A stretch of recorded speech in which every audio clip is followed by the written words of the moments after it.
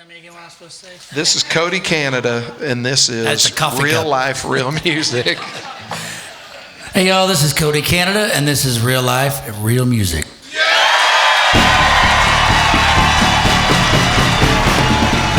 Real Life, Real Music Radio with your host, Kyle Hutton. Yeah. I love that song. We still rolling back there, Jonathan? Yeah, I had an intermediate break, but now we're rolling again. I thought you said you had it up. We're rolling now. All right, we're going to go. Here's what we're going to do. We're going to go another song or so, and you're going to tell me if you're lasting longer. So you're doing all this. I'm not saying any of this. You were just telling them. It's role reversal. You were telling them you were worried about what I was going to say. No, because if it is working, then we're going to do a little studio magic, and I'm going to act like I'm bringing Cody out on the stage again, and y'all are going to go nuts so that I can go back and edit the radio program. Okay, so we're professionals. We'll do this together. Okay, yes. All right. So from Soul Gravy and all of the records that we knew and loved from Cross Canadian Ragweed, and then you make the transition to Cody, Canada and The Departed, and you start making music, and it's like people got the opportunity to hear, in my opinion, was just kind of a totally different version of who you were. I mean, you were always the same guy, right? But now we're getting to hear kind of different sides, different influences. Yeah. What would you say, like going from Cross Canadian Ragweed, what was your brain space of, okay, this is what I'm going to do, and this is a part of me that I'm going to bring out in the music that I'm making moving forward? The first order of business was doing a record of all my Oklahoma influences. I'm from Oklahoma. I'm actually from, my dad always gives me shit about this. See, sorry, I did it. Because I tell everybody I'm from Oklahoma, but I'm actually from Amarillo, and my dad's like, well, there's only one place in Texas that's worse than Oklahoma, and it's Amarillo. Ouch. But he still lives in Oklahoma. He lives in Wynnewood, with the Tiger King thing, so you have no room to talk, dude. But I wanted to do a record for, Leon Russell, and I wanted to do a record for Tom Skinner and all these people that nobody really heard of, but it was the people that I came from. Yeah. So I pitched that first of all, I pitched it to Ragweed, and it's really easy to read between the lines. Jeremy Plato is my bass player, and he has been for 28 years. And the other dudes are gone, so you can see who got along and who didn't get along, So Jeremy and I put this record together called, what we were going to call it, This Is Indian Land. And then the other two guys were like, well, we don't need to do this song. It's like, well, it is a democracy. So we finally landed on enough tunes, 15 tunes for this record, and the record label said, we want original songs. It's like, well, nobody that's listening to this stuff that you call country music is going to know that I didn't write these songs until they pick it up and read it. And they're not going to buy it anyway. The people that you're working for is not going to listen to my brand of music because we're not country enough. They're going to say these guys are a bunch of hippies and nobody likes rock and roll anymore, whatever. The same thing I've been dealing with my entire career, which I love. And so they said, we're going to shelve it. So I was like, then the idea is dead. So as soon as Ragweed split, I started gathering musicians like, this is a song, this is a song, this is a song. And it turned out to be about 18 tracks of all the Okies that I grew up with. And that was the first order. Then writing new songs, I was with a guy named Seth James for a bit, and we were writing, he's very bluesy. I was raised on rock and country, so we just kind of put it together, and I thought it worked for a minute. It didn't. It worked for one record. And then after that, we kind of needed to go do our own thing. And at that point, I was ready to go back to, I did the record 3, and that was really that's who I am. Yeah. I was trying to do something I was trying to be somebody I wasn't. transparency. So on the 2011 release, This Is Indian Land, with showcasing a lot of your influences, and we're going to talk about the Yellow House and the Red Dirt scene and, you know, the farm and all that stuff in a little bit, but is there a song off of that record from one of your influences that you still play? Yeah, I mean, I play all those songs. Good. I'll do one. It's a guy named Tom Skinner. He was the bass player for Mike McClure for 11 years, I think. And I always told Mike, Tom's long gone. He died several years ago, but hard living. But he was a beautiful human. He wasn't a bad dude, you know, but he lived real fast. And I told Mike he got the best part of Skinner. He got the best one. But Tom was can I talk about this stuff? Because, yeah. I know that there's only a certain amount of time we got, but this could end up being 4 songs for the entire night. I'll make you play more than 4. I can do that. I don't have a gig until Friday. Yeah. Get out your sleeping bags, folks. So Tom was in a band called Santa Fe in Stillwater, Oklahoma, and it was him and his 3 brothers. So there was 4 Skinners and 1 Brooks, Garth Brooks, and they were playing just George Jones songs and George Strait songs, and then they took the show to Nashville, and Nashville said, "We love it, Garth, but you got to get a new band," because they were all just like gruff and rough-looking hillbillies from Oklahoma, you know. And so Garth sent them home, and everybody told Tom, said, "Are you mad at Garth?" And he said, "Why would I be mad at anybody that's trying to better themselves, and I'm standing in the way?" And, you know, I think more people need to think that way in life, you know, because everybody always wants to blame everybody else for their you know, downfalls and misfortunes. But this is Tom's, his best one, I think.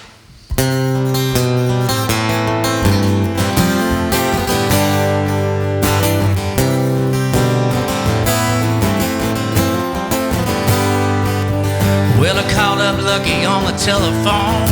I asked old Lucky, what's been going on? I got a mess of the blues that you wouldn't believe. Seems like every time I turn around, everybody's gonna knock me down. I don't have any tricks left up my sleeve. I said, Lucky, that ain't nothing new. I've been having me a hard time too. What you're going through, and that's a mighty heavy load. I can't ever think of why my lay. That storm is gonna roll away. You'll be a songwriting Hemingway, and we'll be listening on the Skyline Radio.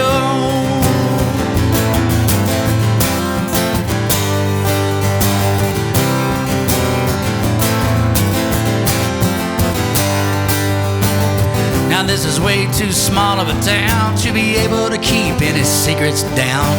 Everybody knows your business before you do. Won't believe some other things I hear about some of the fine folks that live around here. Everything from wife swapping drug drinks to practicing voodoo. They grab your hat and get in line. Hurry up, don't waste no time. Step on down right this way if you wanna see the show. We'll have you out, we'll fix you up, we'll mend your fence and fill your cup. Don't know nothing till you check your local listings for the Skyline Radio.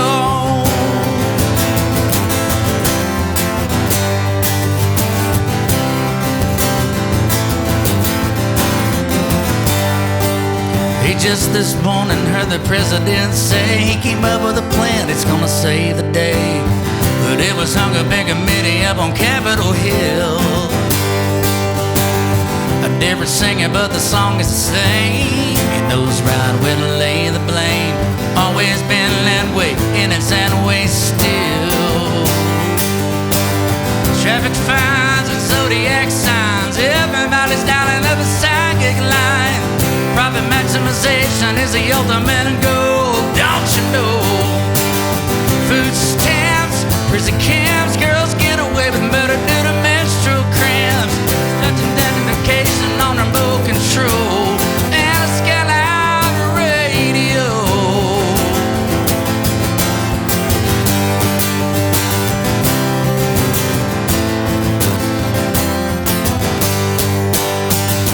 Someday I'm gonna take that ride. Wanna have you going by my side. You'll be Bonnie and I'll be Clyde, but no particular place to go. Well, if they can't make the motor ride, talking about it in the morning sun. Be the best thing we ever done, me and you, girl, and a skyline radio. Skyline radio. Skyline radio.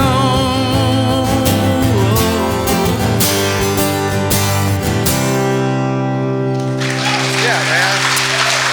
Hey. Man, I don't know, I don't know how much you're smoking or what you're smoking since that you got that warning, but you sound great, man. So Oh, keep thanks. it up, Thanks. whatever Thanks. it is. Yeah. Yeah, no nicotine. Gotcha. All right, we'll leave it right there. I will not. Lots of marijuana, guys. Leave it right there. Okay, so that was from This Is Indian Land. I'm going to talk to you more about some of your mentors and influences as we roll on tonight. But let's move on to 2015 Hippie Love Punk, and I want to ask you about one of my favorite songs on that record. Well, I hope I know it. Yeah, tell it. Even if you can't play it, tell us about it. That's the song Easy. I love the song Easy. Oh, yeah, I know that one. Love the song Easy. Make sure I get the right key. I can't remember. Sometimes they say marijuana affects your short-term memory. It also affects your short-term memory.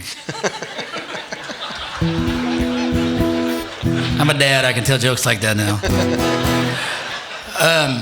So let's see, 2003, I think.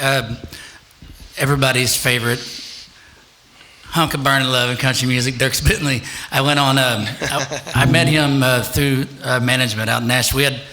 My wife, who's been my manager for 25 years, and of course there was a point where we got busy and we needed somebody to guard the gate in Nashville to make sure we didn't get screwed around, like something like you don't own your own music. Somebody wasn't doing their job. But I met him through some management and went on a tour with him, and we were in Portland, Oregon, and this guy come knocking on he wasn't knocking, he was slapping the window of the bus, and he said, if you guys don't give me some money, I'm gonna start shooting holes in the bus. And I said, well, we don't have any money, we're in the music business. And he said, this is not a joke. I was like, I'm not joking you either. And he said, we'll make a collection. So I was like, man, we're the opening band on the first leg of a tour with a national act. So we gathered some change, and he went on his way. And then we were in Detroit. These are all shining diamonds of the United States I want to tell you about. And it's going to end with a whopper, I promise. And we were in Detroit, and we had played this little Polish community up there, and this was a killer night. Which is weird to say, like the rock band from Oklahoma played a Polish community in Detroit, and it was a great night. And then we stayed over. John Dixon was the one that brought us up there, John Dixon from Steamboat. And so we stayed there for a couple of days. My wife was hungover, and she said, I was hungover too. She said, go get us a pizza.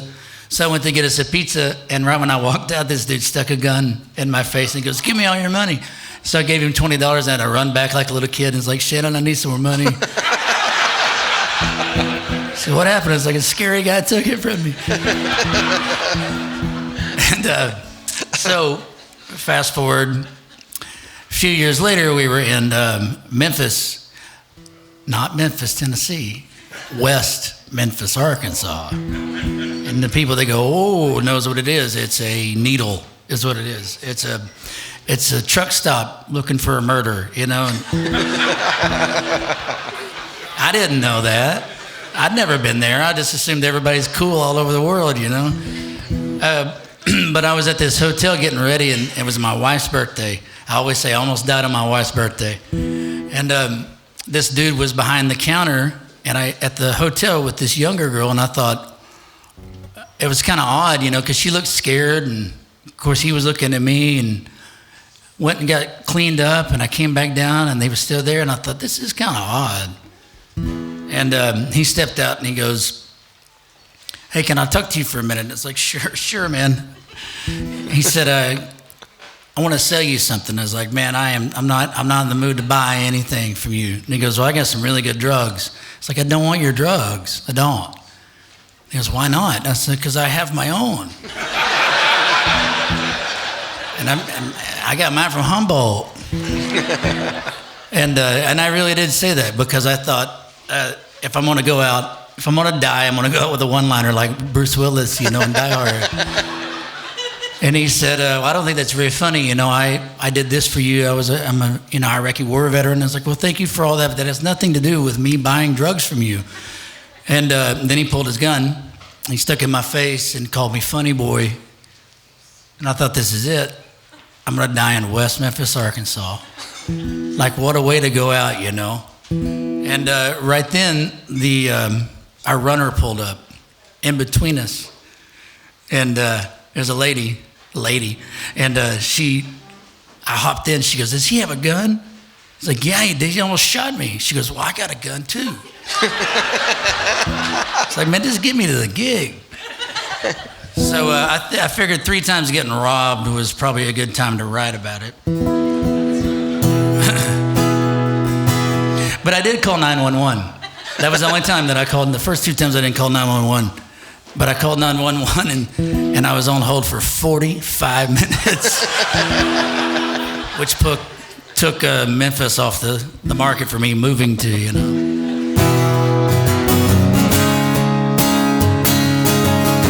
Hey, every now and then it gets to me. Maybe it's religion and the moaning and the bitching and the lying and the stealing and the cheating politician coming right at me through my satellite feed. Why don't you make this day easy on me? Hey, I was taking my time down a Portland street. The man said he ain't rough, he wanted my stuff. Minimum wage wasn't nearly enough. Take my money and both of my shoes.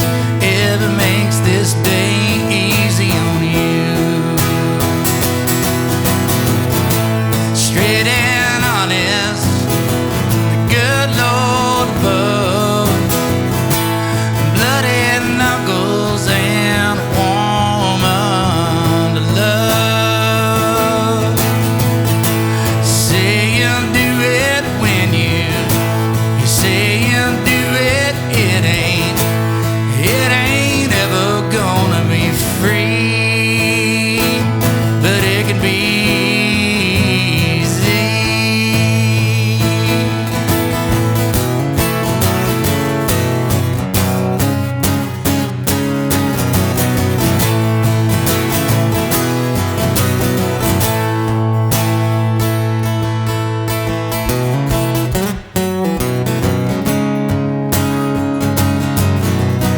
When I wrote this, my oldest boy who graduates high school this week was weird. When thanks. When I wrote this, he was 7 years old, and he was in Seussical the musical.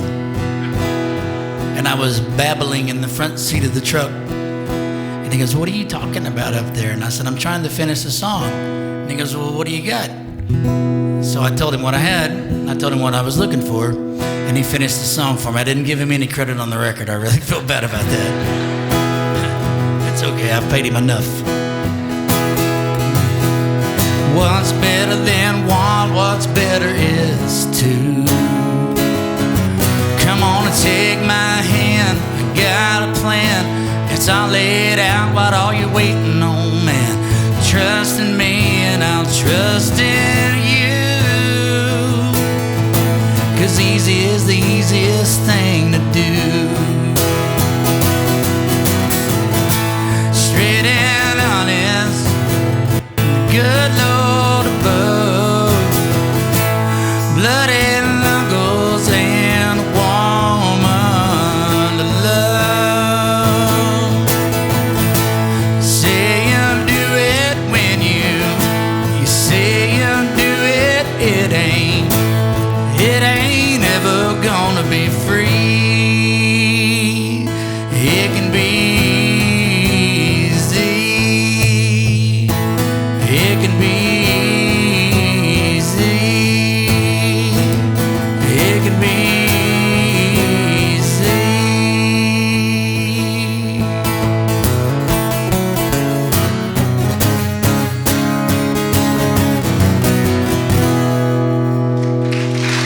Yeah, man.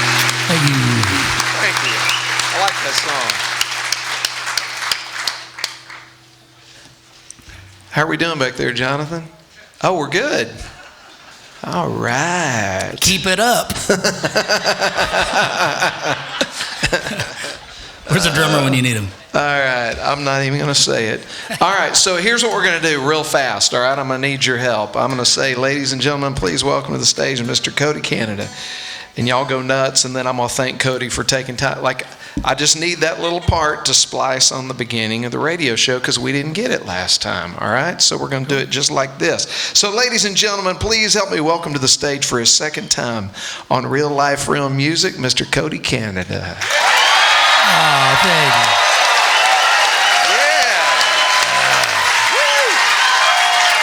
Thank you. That is the second best response I've got all night. Cody, thank you for taking time to be get here. over here from New Braunfels, Texas tonight in the middle of the week and come spend some time with us again. It's been way too long. Yes, sir. Glad to be here. Yeah, well, what do you pick one and kick us off before I start asking you a bunch of questions tonight.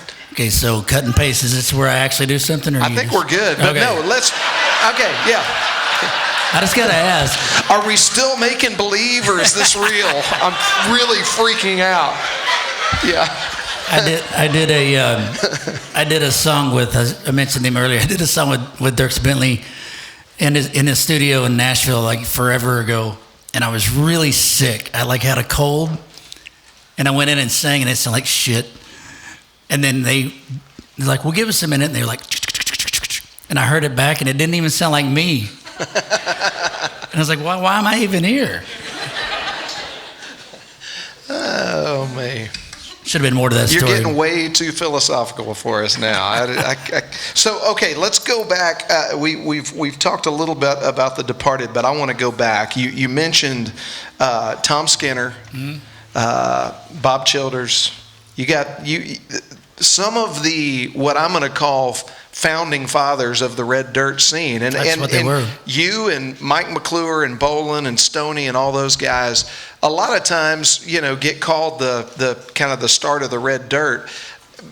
But if you're talking about Texas country, you got to go back to Lloyd Maines and further behind that before you talk about Pat Green and those guys, right? So it's like a generational thing. And it is. I look at you and Mike and Bolin and Stoney, and y'all were a generation, but that generation before you, tell us a little bit about the farm of what we've all heard of called the Yellow House, and kind of what was going on in that scene. And then I wonder if you would pick one from your first record, Carney, released back in 1998, and play something for us from that one.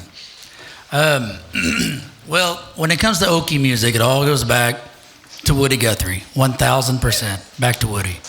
And we all have done the best that we could do to try to make Woody happy, and keep it folk. Yeah.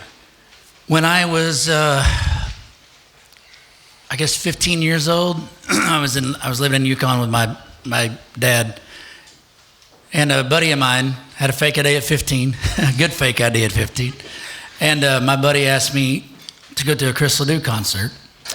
Yeah. So I love Chris, I still love Chris, and I went to this show, and I was playing. I'm from the Yukon, Oklahoma. That's the home of Garth Brooks. I mean, if you have a guitar in your hand, everybody thinks that you're going to be the next Garth Brooks, or you want to be the next Garth Brooks, and that is not what I wanted to do. And I went to Stillwater. I love Garth. A lot of people think that I give him shit, but I love Garth. You know, you cannot deny what the man has done.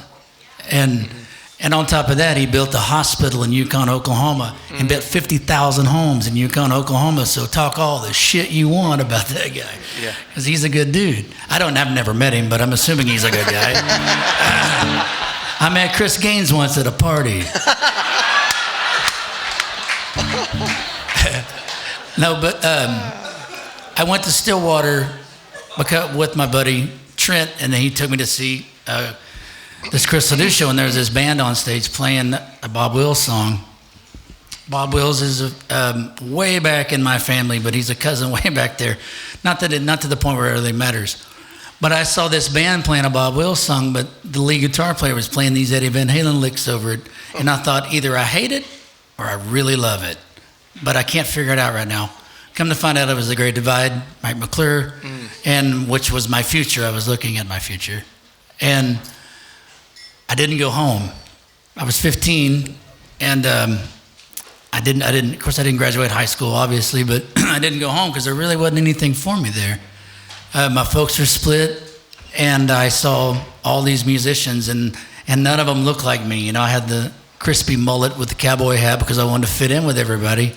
But when I went up there, it was all these barefoot hippie losers smoking weed, and I was like, let's just see what this is all about. So I went out to the farm that night. Because, you know, I tell a lot of stories, but I wasn't like partaking in all the debauchery yet. But I went out to the farm, and I met all these people. And I met Bob Childers and Tom Skinner. And Tom was singing a song that Bob wrote to Bob. And I thought, that is the most ballsy thing I've ever seen in my life. Like, this guy wrote this song, and he's like, that's a great song, Bob. Let me have a whack at it. And I'm going to sing it to you. And Bob couldn't sing to save his life, you know. And he knows that. He's long gone, but he still knows that. But I found my people in a heartbeat. And The Great Divide, I was there for 2 years. Found somebody to move in with, which is an old buddy of mine from high school. And then that didn't work out. And then I went back to the farm. And the farm was about 10 acres. The barn was in better shape than the house. And I slept in the house. You know, it was like dirty with it was like clean, but still like cobwebs in it. Does that make sense? But it was probably 20 of us living in this little compound. And they didn't ask me to do anything, but just learn. So I learned their ways, you know, and I started playing songs. And I remember one night those guys celebrating the fact that I used to be this country kid, and now they turned me. You know? But it wasn't really like getting me away from. They weren't trying to get me away from what I was digging on. They were just trying to show me that you can write songs and you can do whatever you want to do. You don't have to follow a certain code. Yeah. And it stuck. And I didn't graduate high school, and I lost my job I was shaping cowboy hats at a Western wear store. Not making that up, I swear to God. And I didn't leave for another 9 years, you know. And I met Jason Boland. One night there was one dude that gave me $10 every night to play one Hank Williams Jr. song. And it was $10. I mean, $10 back in 1994 was like $11 now, guys, right? So I obliged every night. And then one night I went across the street to one of these frat houses, and there was the dude that requested the song, and he was really drunk and had a smile on his face, and he was proud that I was there. And then within 2 months, Jason dropped out of college, and we were living at a place called the Yellow House, which was just really the farm with electricity is all it was. And then Stoney moved in. All the frat boys moved out of that house, and Stoney moved in. And it was me, Stoney, McClure for a minute, Boland, just everybody from that scene, you know. And this is way off track, but there was this place called Pizza Shuttle. And that's not what we called it. But one day Bob Childers walked in and he had like 5 pizzas. We're like, oh, Bob. So, we sit around, play guitar, smoke some dope, drink a couple of beers, and he was there for like 2 hours and we wrote a song. And then he goes, well, guys, I guess I better go. I was like, well, what's the rush? He's like, well, I got to get back to work and deliver some pizzas. He got fired. But that's what that scene was, It was everybody, and this is not a joke. This is not, for Blockbuster or anything. It was a scene of people lifting each other up, and it was Tom Skinner going one night at the farm. Jimmy LaFave came back from Europe, and Tom Skinner opened out at the farm. Bring your own booze, bring your own food, potluck. And then I was sitting in the front in a lawn chair, and Tom asked me to get up and sing, and that was the most nervous I've ever been in my entire life. A young kid in front of all these hippies, but they counted. They wanted to see what I had. So my next step was to introduce people to Jason Boland, and then Jason's next step was introduce people to Stoney. That's just what the Stillwater scene was. I remember going to Florida years later, and this one guy goes, you guys really friends down there? It's like, yeah, like really good friends. And he goes, well, we're not down here in Florida and Georgia and Alabama. It's a competition. It's like, then you're not going anywhere. Yeah. You have to take care of each other and share each other's music. Well, obviously that compound, we'll call it that incubation period, resulted in a bunch of songs and furthering you in the craft that ended up producing some of the songs that we all know and love to hear. I mean, pick another one from the Cross-Canadian days that everybody wants to hear and play for us. I'll play one from that first record. The first record was nothing but Stillwater. I mean, it was, there was no wives and no girlfriends and no kids and just a bunch of teenage dudes learning how to write songs. And there was a guy named Scott Evans that played a song called Steel Heart. You probably, if you're a Stone in the Roof fan, you've heard it. He played this song late night, and I thought, everything that I've done from this point behind me is deleted because it was such a good tune. And so I wrote this one here. This was actually the song that hippie girl out in California told me she wanted to hear, and she kicked it back off for me.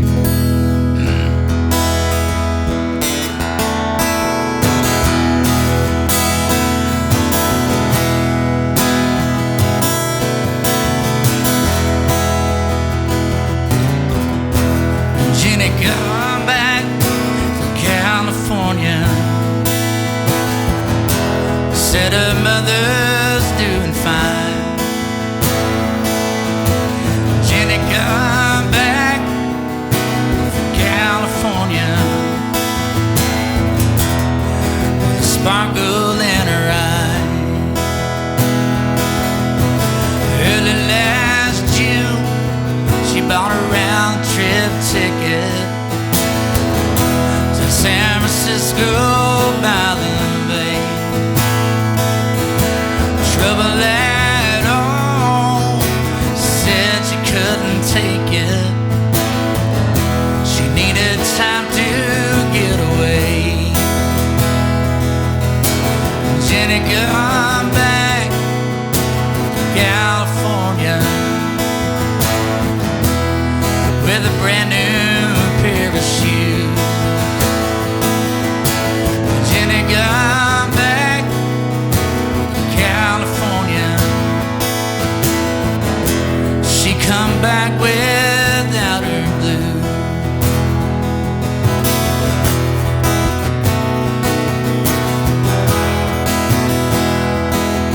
Well, there's something about that ocean's got a romantic feel when you're standing by the shore. A little more dive, a lot more healing.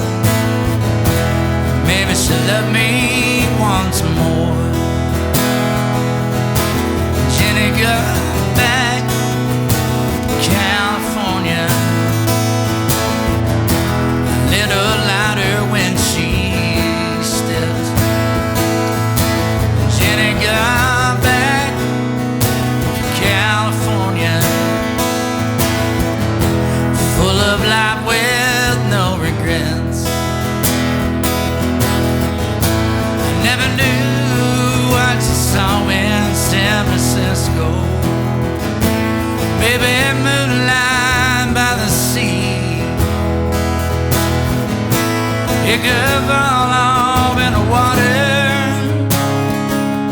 just as long as she comes back to me. Jenny, come back, California, with a brand new diamond ring. Jenny, come back, California. She gathered up the rest of her things. Jenny went back to California.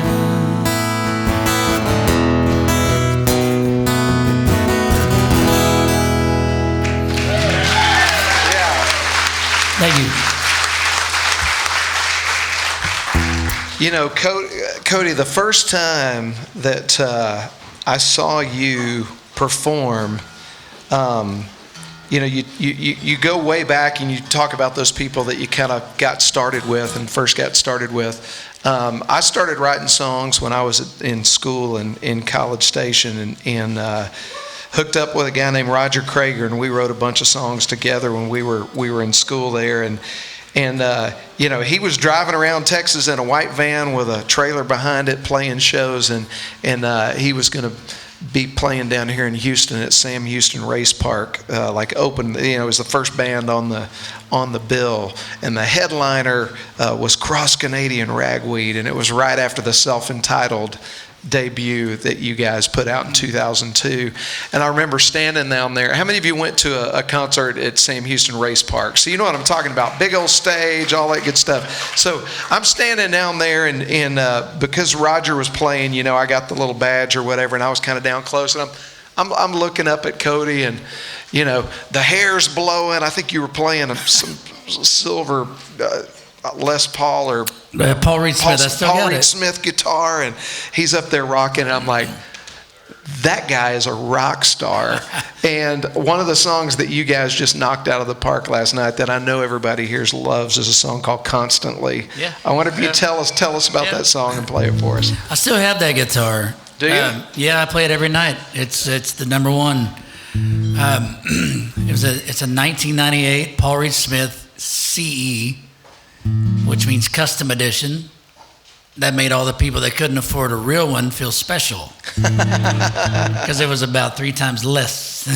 But it all works together. This story all works together. My wife and I got married in Vegas, and we moved back to Oklahoma for some reason before we moved to New Braunfels. And it was our, I think I've had that thing for 25 years. Well, I mean, what's the math? 1998. I'm really bad at math. Did I tell you guys that I didn't graduate high school? I can't remember. But we've confirmed with the front row it's 25. Ooh, got it. There you go. She's been drinking all night, but I don't know. Yeah. So I opened up the Christmas present. We were in Clinton, Oklahoma, and I opened up my present. My wife was so excited. And it was a wakeboard. Remember wakeboards? They still have wakeboards? And I opened it up. I was like, awesome.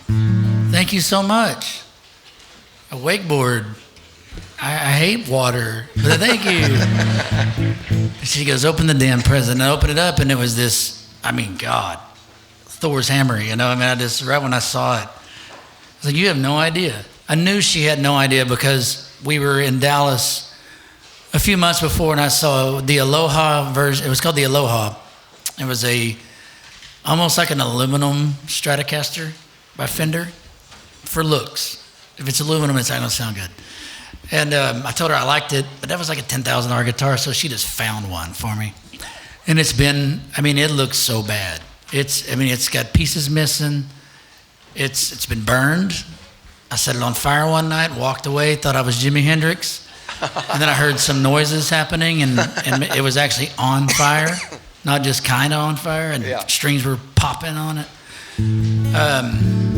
But I've had it with me forever. You know, I have it insured like I should. And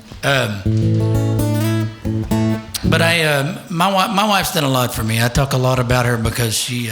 Thank you, Peyton. This is Peyton. Y'all say hi to Peyton.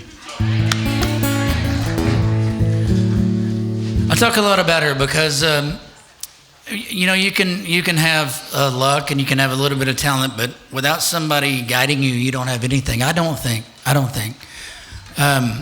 My buddy, one of my best friends in the world, Jason Bowen, always called me Cody Pendant. Because I always had to have somebody, but that's the truth. You know, I don't like doing acoustic shows by myself because I like to share it, you know. But we met at the Wormy Dog Saloon. They're so romantic there in Stillwater, Oklahoma. And she just told me one day, I want you to forget about making money, forget about doing anything, but write songs and make people happy. And I said, gotcha, I got it, I can do that. She said, I'll pay the bills and do the rest of it. And she's still doing it. 25 years later, she's still paying the bills. I mean, I'm making some money. It's not like I'm a bum. I was back then. But she actually helped me write this song, but asked me not to include her on the songwriting credits because she said it sounded very boastful, you know. We got to do like our first real major music video with this song.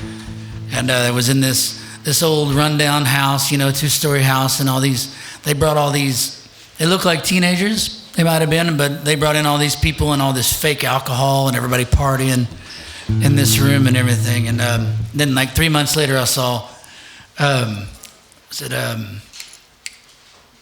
Brad Paisley had a video there, then Joe Nichols had a video there, then Miranda Lambert had a video there.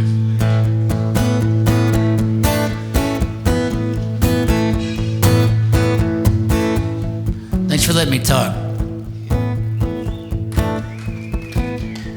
3 people were like, yep.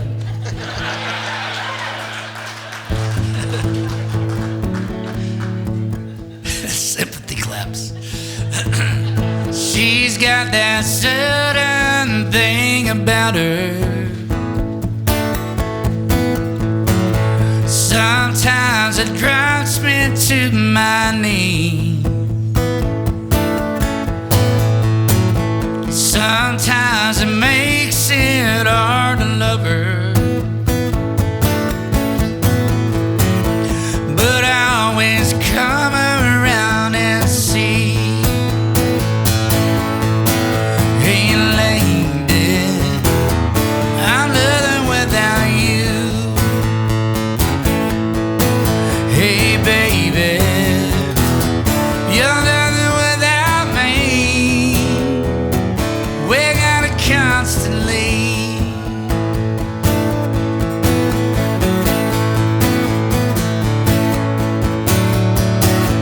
One look from her eyes gets me thinking,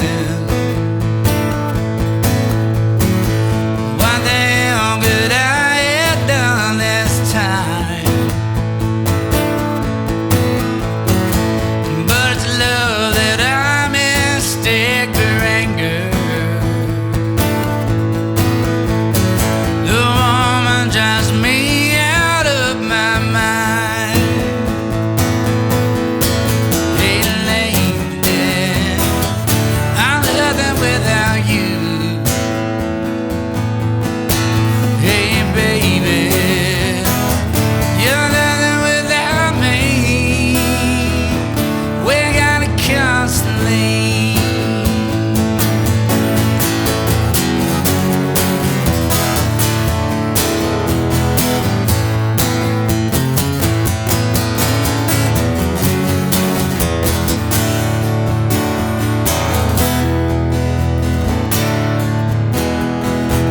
I can't wrap my mind around leaving.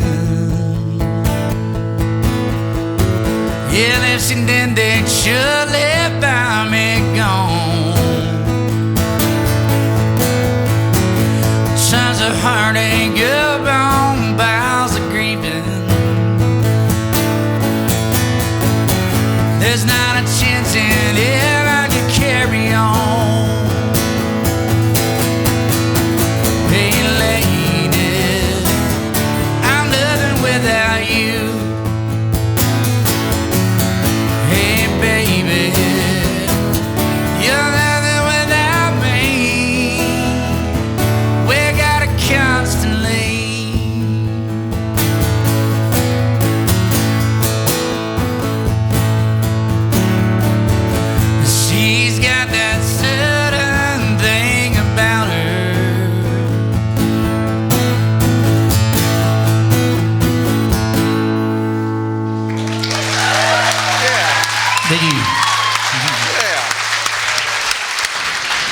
Are y'all doing okay out there tonight? Is everybody good? Okay. All right. So, this is normally kind of the time of the night where I start sitting up here as the host thinking about how I'm going to land the plane.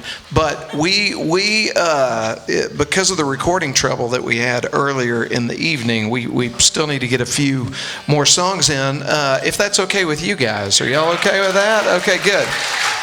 So here's what I'd love to do if we could, before I forget to do it. I need to get a liner to start the radio program, Cody. Uh-huh. So if you could say, this is Cody Canada, and this is Real Life, Real Music, and then I need you guys to go nuts, okay, for about 4 minutes, and then I'm going to cut you off. No, I'm just kidding. I'll go like this. Tell me again what I'm supposed to say. This is Cody Canada, and this is Real Life, Real Music. Hey, y'all, this is Cody Canada, and this is Real Life, Real Music.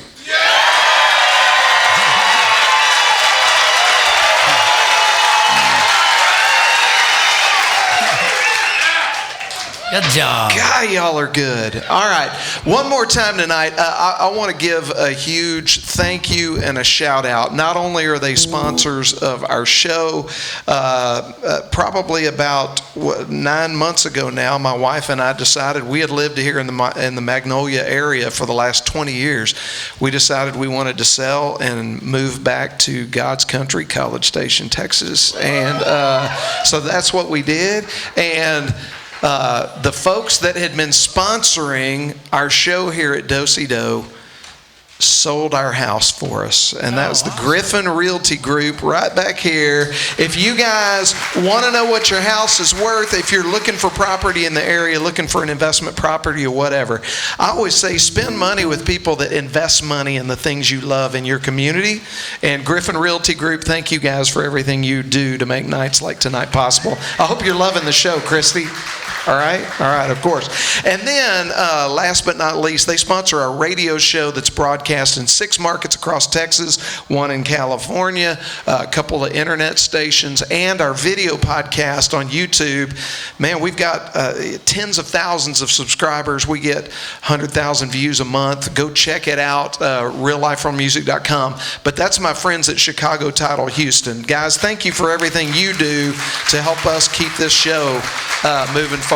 Okay, so with that being said, let's go back to the record that you said in I'm quoting Cody Canada here, you was really you kind of found yourself, and that was a record called 3.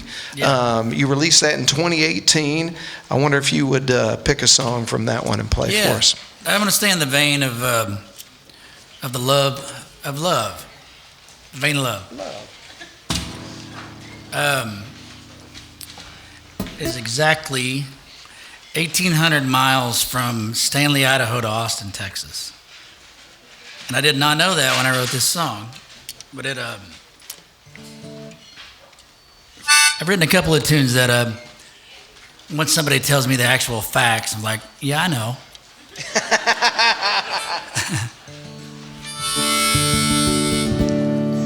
It's not all, I mean, there's a lot of married people here, I'm sure, but it's not all fun and games. My wife and I have been married 25 years, and 24 of those were wonderful. Thank you, Peyton. I think Kyle needs one too. Sorry, I should have said that earlier. That's kind of rude. No, I'm kidding. That's Peyton. Peyton's our merch guy. He just turned 21 years old, and he's in a band. Well, was in a band with my boys until last weekend. But y'all go support him. He sells our merchandise, and I've had 5 merchandise guys in 25 years, and you're the best one. I swear to God, I'm not making that up. And you play guitar, and you serve a damn fine drink.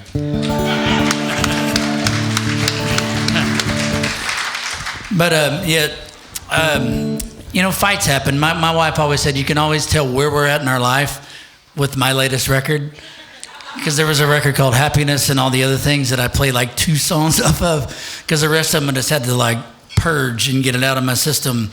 And I remember playing a couple of those tunes for her back then, and she cried. And it's like, okay, I won't do that again, But this one was an argument.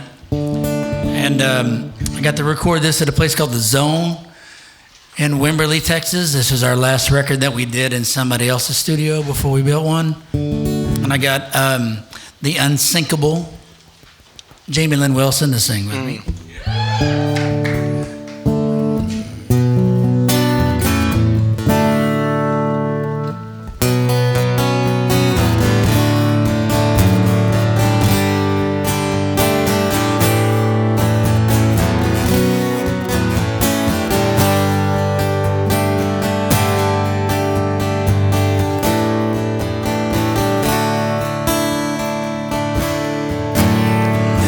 1,800 miles from your heart. The trees are down and all the roads are blocked. There's a wind pushing and the lights are out. I'm all alone, there is no doubt. I'm 1,800 miles from your heart. And I can't tell the daylight from the dark. Tried talking about it yesterday, then my head started spinning. There were snakes and sharks in the waters we were swimming. That's all behind us now, and all we have are each other. I wanna know what it's like again to be lovers. But I'm 1,800 miles from your heart. The trees are down and all the roads are blocked. There's a wind pushing and the lights are out. I'm all alone, there is no doubt.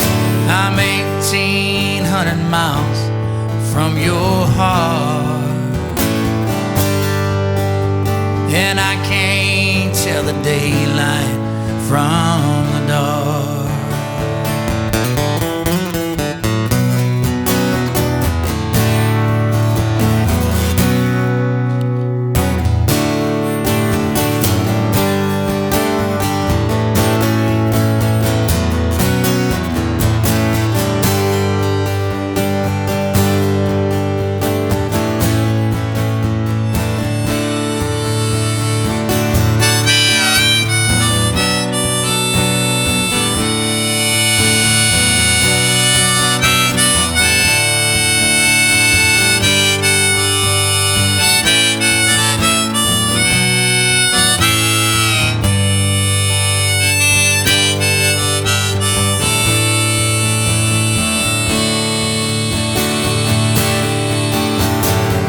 Let everybody say what they will. You said that one with a sparkle in your eye. It rolled off your tongue. I never was big enough to stand down for you. No words at all, whoever knew? No words at all, cut right through. 1,800 miles from your heart. The trees are down and all the roads are blocked. There's a wind pushing and the lights are out. I'm all alone, there is no doubt. I'm 1,800 miles from your heart. And I can't tell the daylight from the dark. 1,800 miles, gotta miss your smile. 1,800 miles from your heart.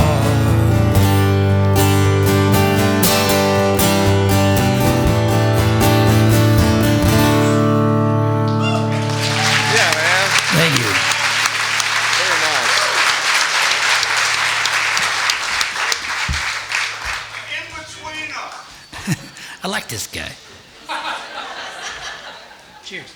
Hey, thank you guys for giving me a job for 30 years. Thank you. Cheers, brother. Cheers.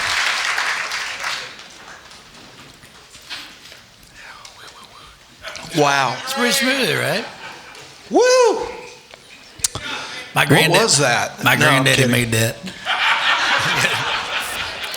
Tequila. That's pretty good. That's not too bad. It's pretty good. Guess we're sleeping on the bus tonight. Okay, so I want to ask you, the most recent single that I could track down that you put out is one called If You Want It That Much. Am I getting that right? Is Yep. my math correct? That's it? Yep. Play that one for me. Okay.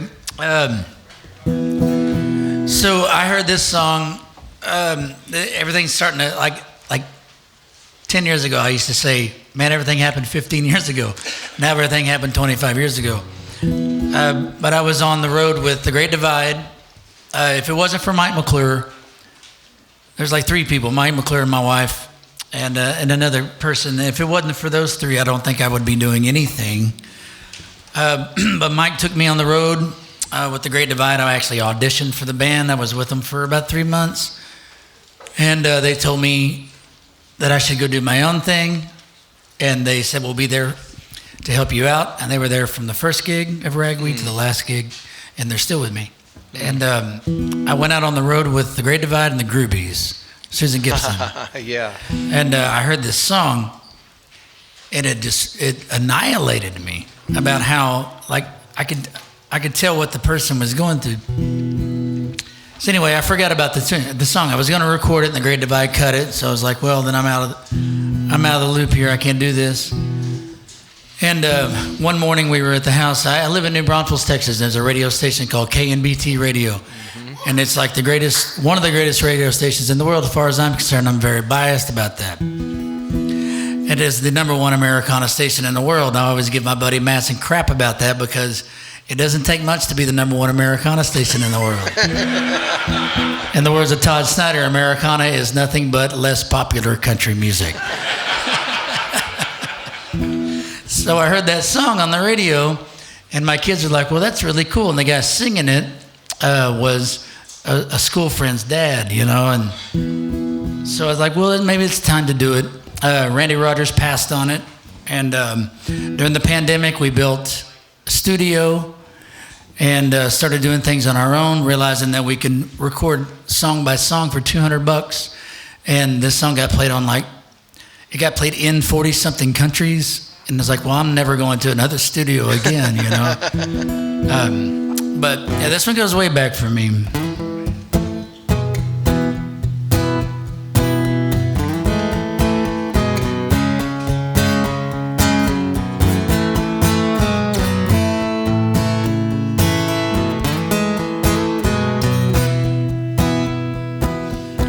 I wrote you a letter.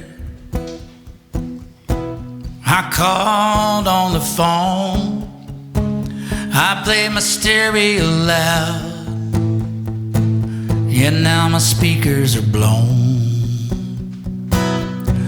And I painted a picture.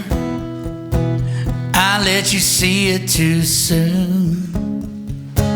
Put my heart on an island somewhere on the moon, where it's always cold and bright.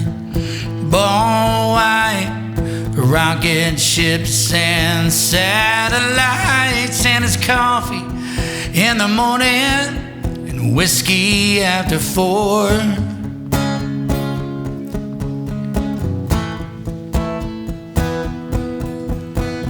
I forgot it. It can't be good for you if you want it that much. I'll get back to it.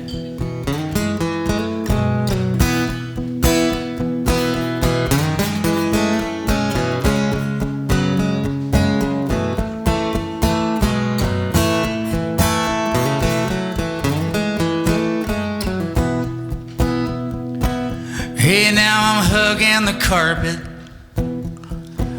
I'm face down on the floor, and I make my guardian angel work harder than yours.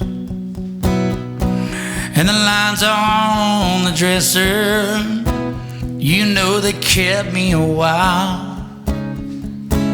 They're like the lines on the highway when you've been feeling the miles, where it's always cold and bright.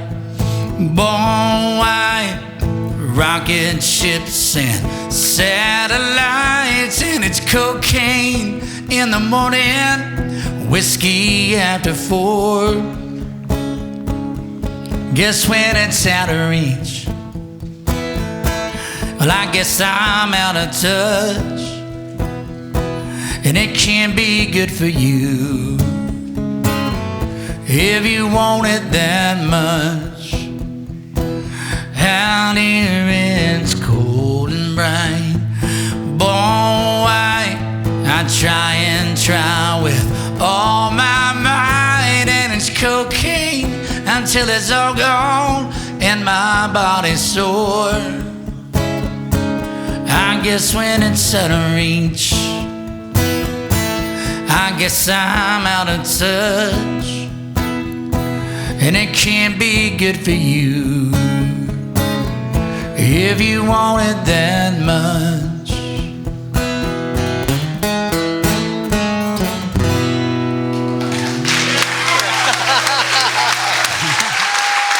Thanks.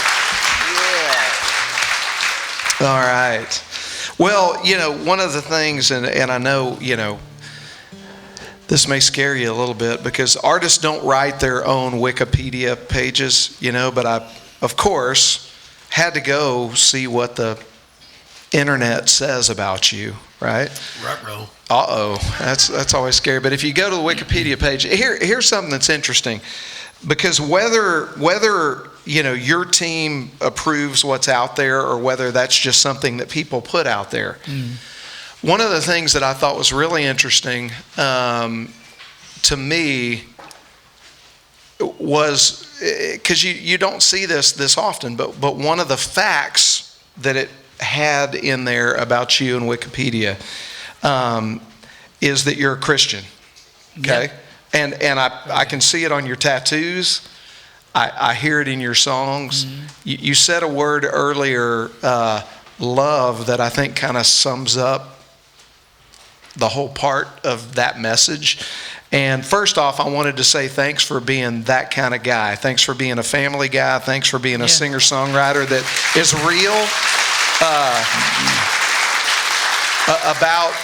because you're real about the positive sides of things and the negative sides of things and everything in between. And for me, that's what makes somebody real, when they reveal all of themselves. And so I thought that was interesting, and I wanted to tell you that I'm honored to know somebody that when somebody describes who they are, they would include that as part of it. And so, I mean, if we're doing what we do for a living, you can't be guarded, for one thing. Yeah. I mean, you can't hide anything from anybody, doing what we do. And I throw it all out there. I throw, what I believe in, what I don't believe in, which didn't really work out for me very well in 2020. And all about my family, I mean, my kids and my wife and my friends, there's nothing that comes before that, except higher power. I mean, I don't know. I get that from my dad, I guess. But I don't know. You can't. I don't like phony stuff. I don't like fake people. And I'm not doing any of this for the Instagram. I promise you that. Yeah. Well, I just wanted to say I appreciate that, and I appreciate that you integrate that into your music. And as we got time for a couple more, but I wanted to. Before I ask you about the last one, I'd love for you to play tonight. I wanted to ask you about one of the more the songs that has, some spiritual undertones and overtones in it, and that's a song called "Boys from Oklahoma."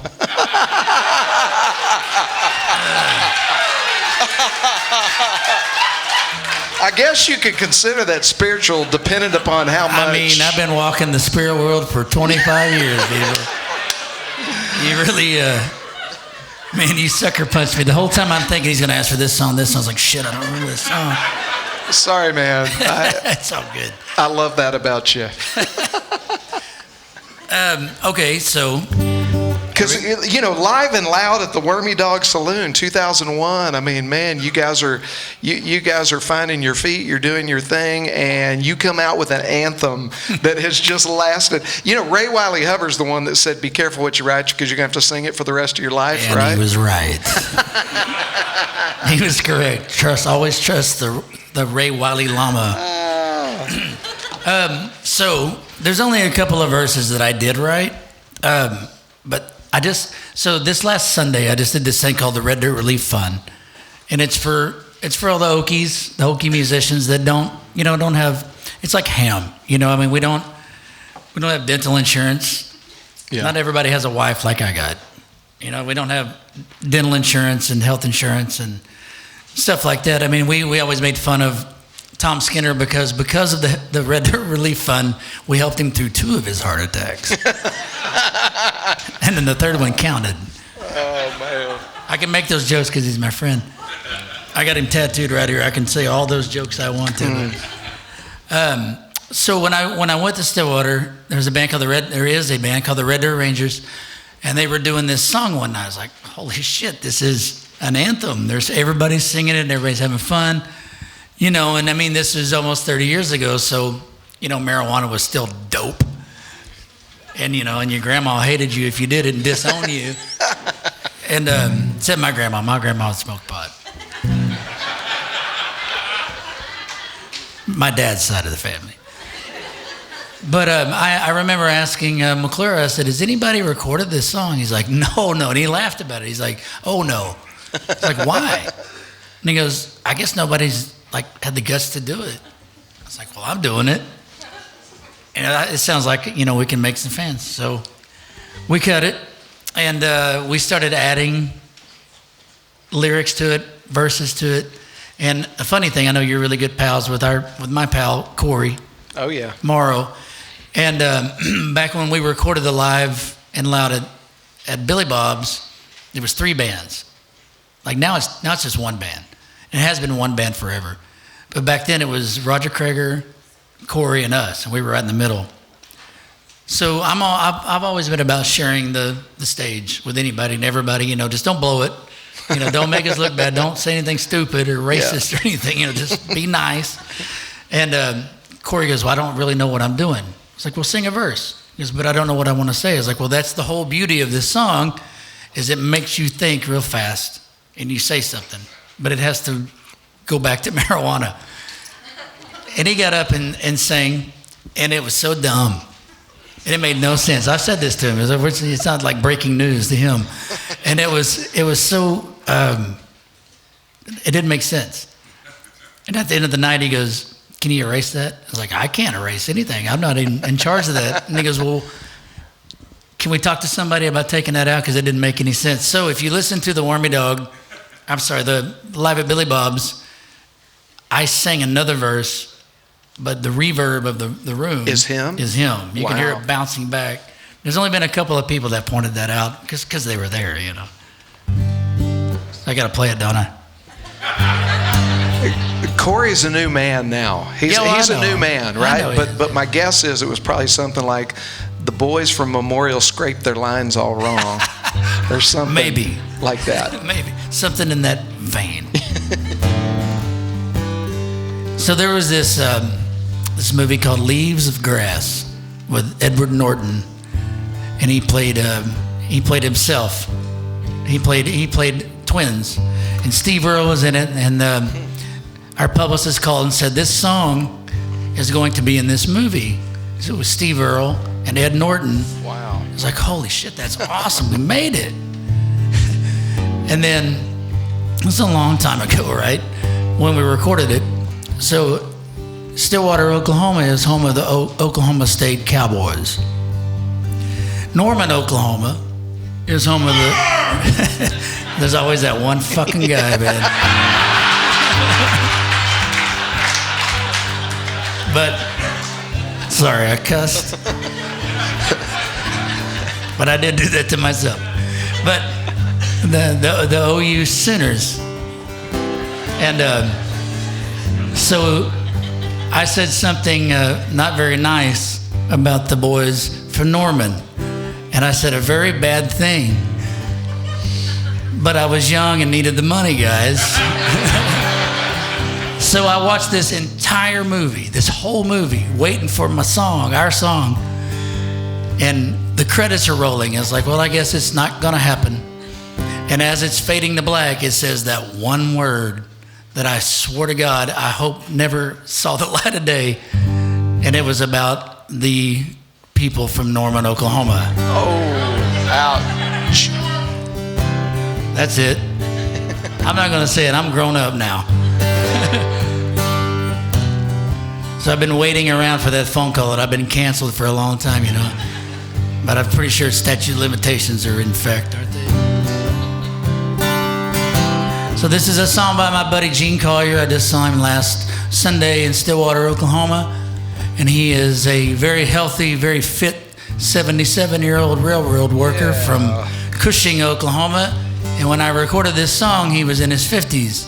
And he said, don't tell my mom that you sang this song. And don't tell my mom that I wrote this song, because she'll be really mad at me.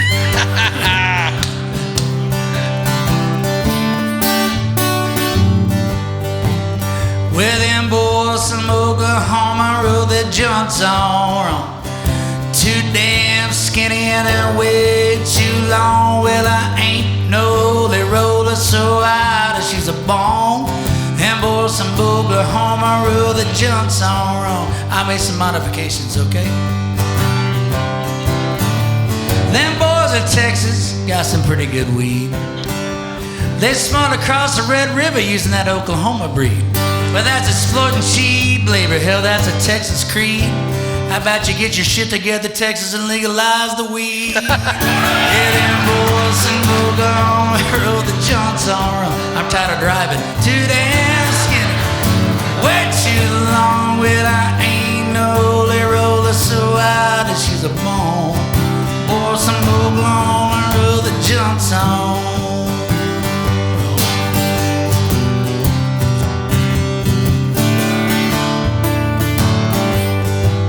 Well, them boys in Colorado, they just as soon paying for gold. Now it's too long, they're going seasons too cold. Well, they just as soon smoke a joint that Jason Bowl in a roll.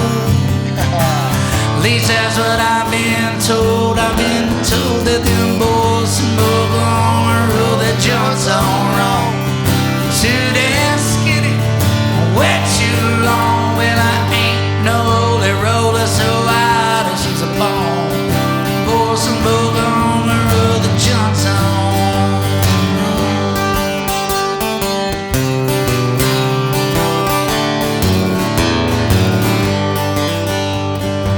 So in a typical Oklahoma fashion, I played there last Sunday, right? And marijuana's legal. Well, medically. But all you gotta do is just walk into the doctor's office and go,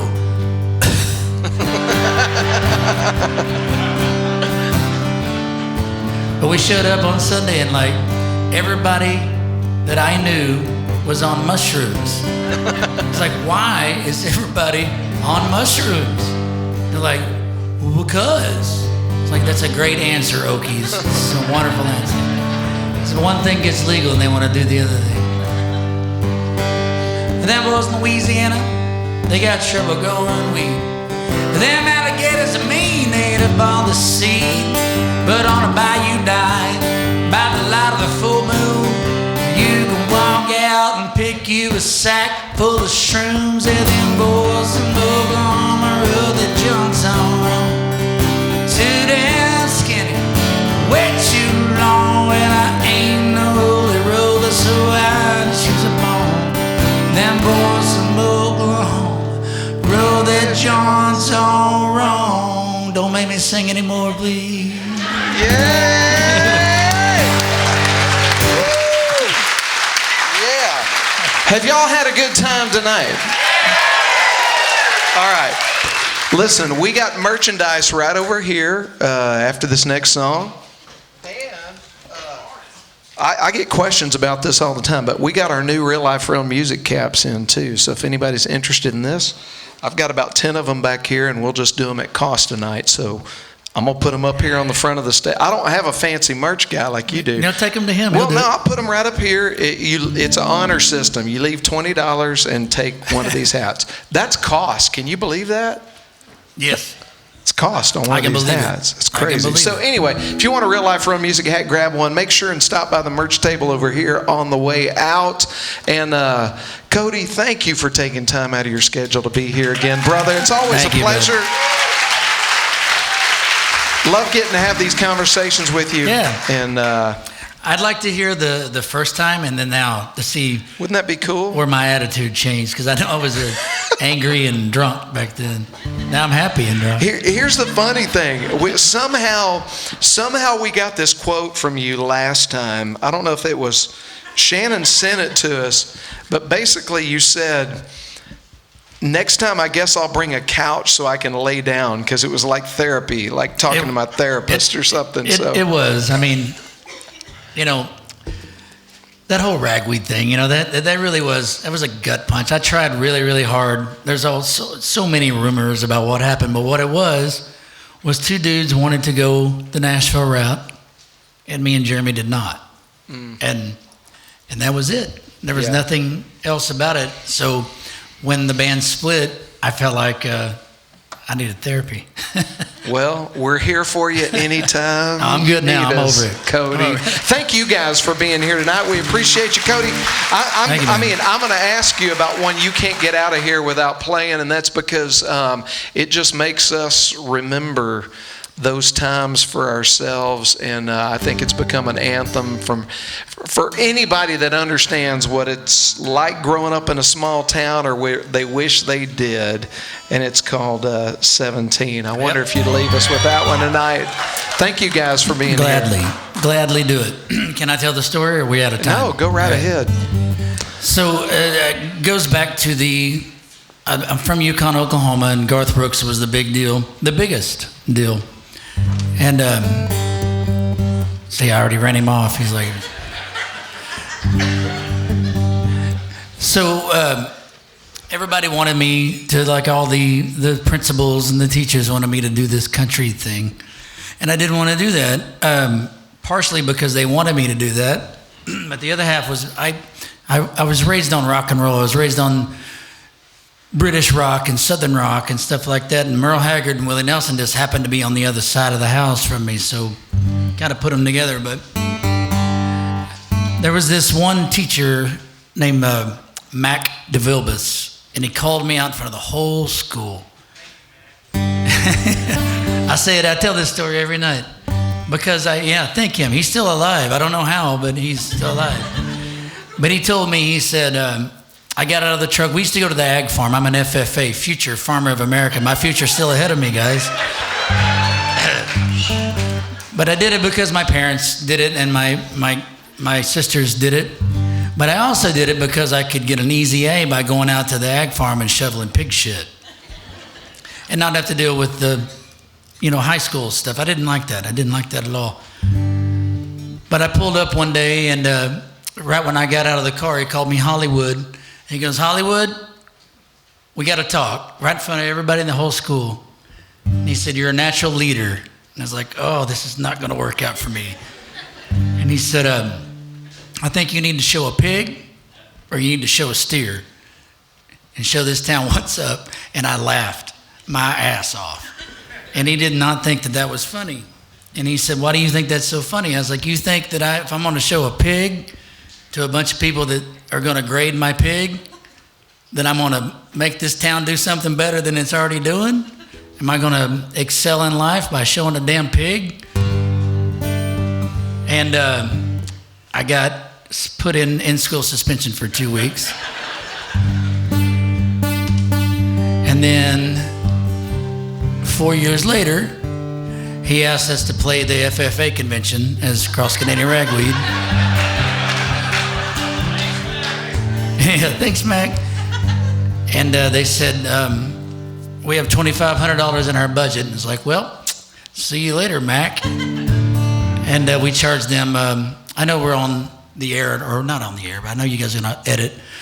You guys know my buddy BJ Barham? Oh, yeah. Okay. This is a quote from him. I gave Mac DeVelbus what we call the fuck you money quote. And he paid me. So as every night I send us out to Mac DeVelbus, eat your heart out, you old crusty motherfucker.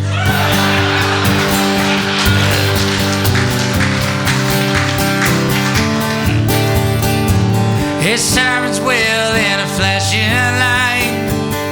Nothing better to do on a Tuesday night. But give me hell. Where you in and what are you bound for? Don't see much of you around here anymore. I guess it's just as well. Once upon a time you had it all, let everybody down.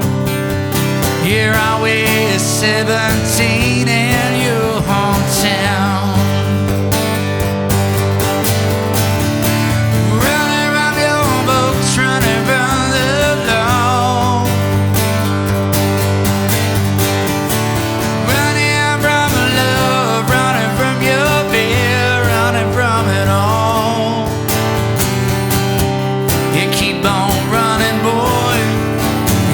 Yourself in the ground. Always 17 in your hometown.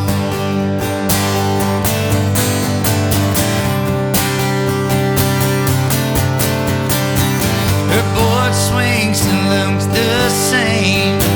She probably won't even remember my name, just like she didn't back then.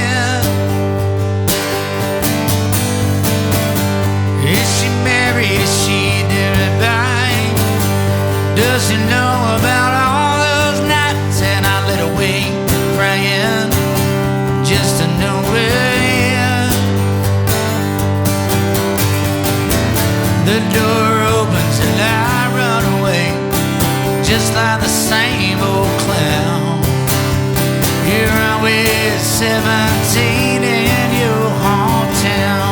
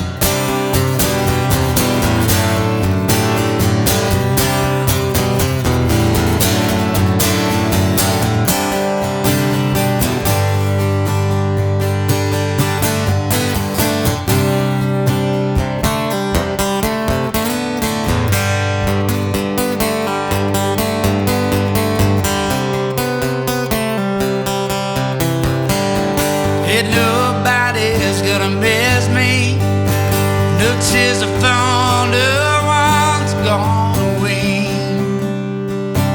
When I hit that road, my boots are broken, my brain is sore. We're keeping up with that little world. I got a heavy load. I'm gonna leave them on just like before. Hey, I'm being city bound. Always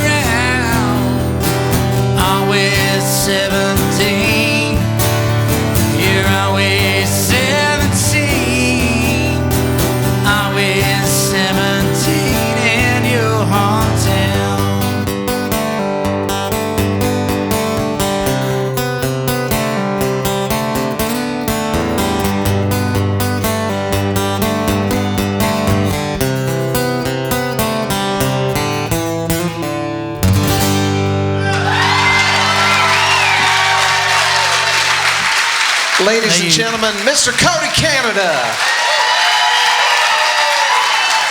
Thank you, guys.